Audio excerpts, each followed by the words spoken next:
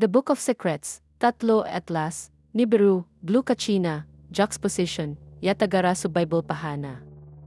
Noong Hulyo 2025, inihayag ng NASA ang pagtuklas ng isang bagay na pumapasok sa solar system na may trajectory sa pamamagitan ng ecliptic plane. Inuri ito bilang Comet 3 Atlas, na may mga larawang nagpapakita ng redshift sa bluish shift. Bago lumapit ang 3 Atlas probe sa Mars, naging berde ang kulay, at noong Nobyembre 1, 2025, naging asul ito. Ang pagbabago ng kulay na ito ay nangangailangan ng paghahambing sa pagkakatugma ng Atlas 3, gaya ng inilarawan sa pre-Adamic oral history at sa mga nakasulat na sanggunian na matatagpuan sa Biblia. Inilalarawan ng alamat ng Hopi ang sakwasahu sa pamamagitan ng asul na kulay nito.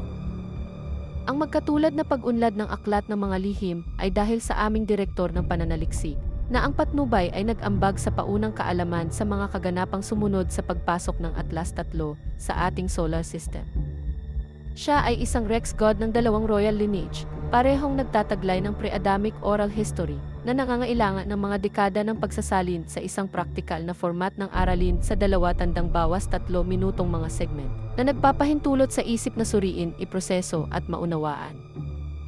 Ito ang pamamaraan ng pagtuturo ng mga ninuno na nagpapahintulot sa sinuman na matuto, makita at maunawaan kung ano ang sinasabi. Dahil ang isip ang dapat magproseso ng kaalaman at magkaroon ng kahulugan sa kung ano ang nalalaman at naiintindihan nito.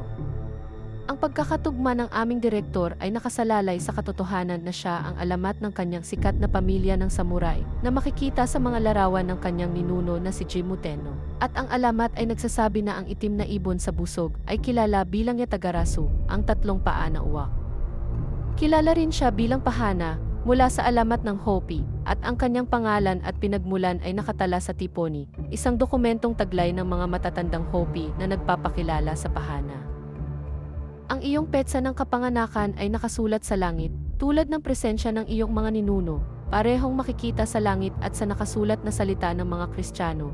Kasama ano ang aasahan at kung di magiging, mag-subscribe o mag-ambot, at ikaw ay matututo, malalaman at maunawaan.